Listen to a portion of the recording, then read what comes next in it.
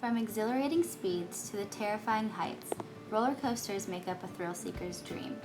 This experience attracts riders from all age groups and walks of life. Many first-time riders are enthralled by the rush of the experience and never want it to end, while others are not as enchanted and wish it would have never began. Some have waited their whole life to finally experience something like it, while others use it to start the beginning of their biggest life journey.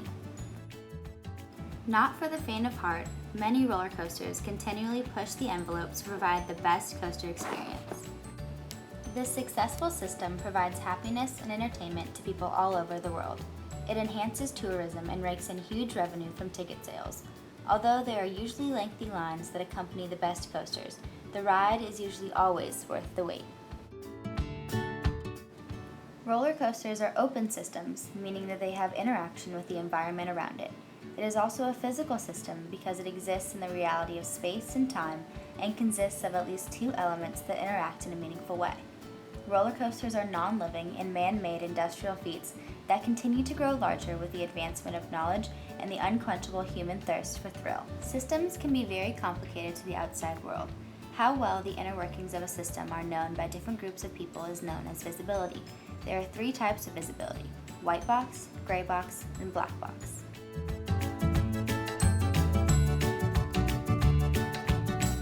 Hi, I'm Claire and I'm the main mechanical engineer for the local amusement park.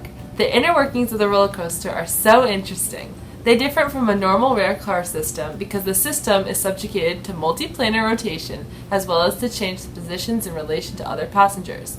So a roller coaster system comprises of a carriage assembly, at least one rotatable shaft, a track of Mobis configurations, housing and gear mean, and passenger seating arrangements. The seating travels around the center of gravity axis and swings from axis to cross member while maintaining the laws of inertia.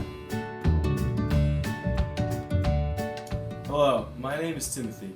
I work as the manager of a maintenance crew for the local amusement park, specializing in roller coasters and themed rides. My scope of knowledge encompasses the basics of the ride, so I know from being trained on the regulated systems how to tell if something is malfunctioning. If a big red light comes on in my shack, I know something is wrong with the car or the foundation of the track itself. The wheels usually require some buildup with age and usage, though it also depends on the season. During the busy season, the summer, the wheels obviously get a little bit more use. So I conduct routine checks to maintain them and keep everything running smoothly. Physics and engineering weren't my best courses in school, but I have a general knowledge of how things work. You can count on me. All systems go. Hi, I'm Amber. We usually go on a class trip to an amusement park almost every year.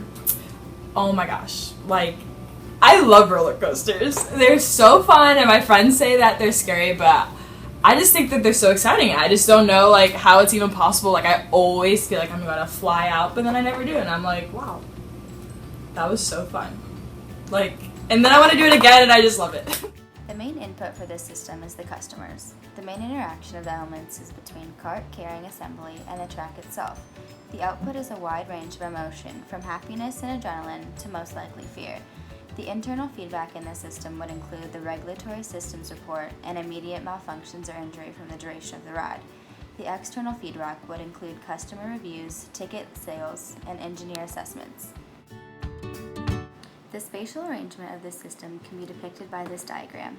A roller coaster is a part of the bigger meta system at an amusement or theme park. An example of a lateral system is the dining and shopping facilities that also exist within this park.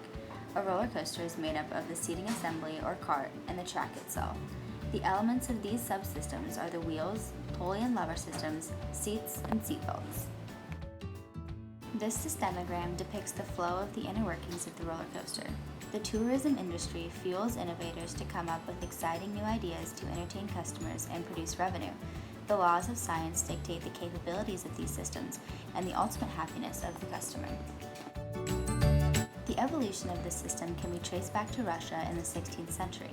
The original carts were large blocks of ice that were used to slide down large hills. Eventually, the modern rail system was transformed with wooden tracks to further this form of entertainment. Today, large steel frames are erected to incredible heights to provide the most exciting experiences. Innovation with this system can push incredible limits and stretch the boundaries of the imagination. The main limiting factor for this innovation is working with the laws of gravity and inertia. The life cycle of a system has 7 stages, starting with establishing a system need. The problem was not enough ways to excite and entertain people.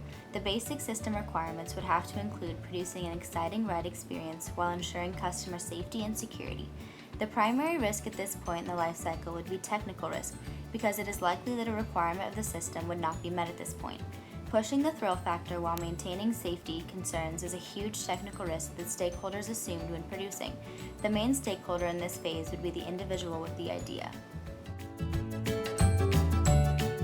Next, a system concept has to be developed. With the laws of physics and endless imagination, a preliminary sketch is drawn up to encompass all of the plausible ways in which to entertain customers. Engineers, physicists, and architects must assess initial performance, schedule, and technology risks that are included in this system. Inventors explore different ideas and build off of existing ones.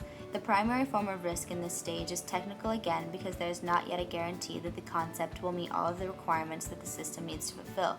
The primary stakeholders are the inventors and engineers designing the concept. After developing a concept for the system, next comes designing and developing. Sketches and models of a plausible final product can be produced during this stage. Engineers, physicists, and architects piece together what is realistic to create from their imagination. In this phase, many different aspects must be considered: cost analysis, scheduling of production, safety concerns, and risks, all along with plausible benefits are taken into consideration. The primary risk for this stage is scheduling because within this phase there are many different plans that detail the execution of the production of the system. There must be meticulous calculation and diligent work to ensure that the rest of the system's life cycle flows smoothly. The main stakeholders are the investors because they assume the risk of scheduling concerns. The next stage of the life cycle is to produce the system. This is the phase where the actual building begins and ground is broken to create the roller coaster based off of all of previous design specifications. Every part of the roller coaster has to be manufactured, from wheel assembly to seat belts. All of these pieces come together from different locations of production. The primary stakeholders in this phase is the amusement park or destination of roller coaster.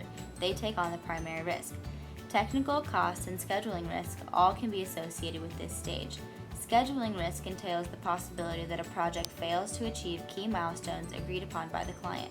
This could include missing production deadlines or having delivery tardiness that eventually leads to the delay of opening of the attraction. This takes away from the potential revenue and profit. Because there are so many different types of risk, this could also be classified as programmatic. This type of risk is the interaction of how all of the different risks impact the system as a whole. After the construction of the roller coaster, the next step in the life cycle is to deploy it. This would entail the opening of the ride for public use. The main stakeholders in this stage would be both the stockholders and owners of the amusement park that assume the risk if the system fails. The consumers and customers also are at risk if the system does fail. The main type of risk is technical because there is a possibility that a requirement of the system, whether it is safety or function, is not met and showcased from use and error. After deploying the system and opening the roller coaster to the public, the next stage of the life cycle is to operate and maintain the system. This entails oversee and watch of everyday use. Currently, most modern roller coasters are in this phase of the system life cycle. In this stage, technical risk is present along with cost. Many times in large projects, a large portion of the allotted funds are used during production and deployment phase, and the maintenance of the system is left with little to no money to keep the system functioning properly. The primary stakeholders in this stage are the amusement parks that assume most of the system's risk.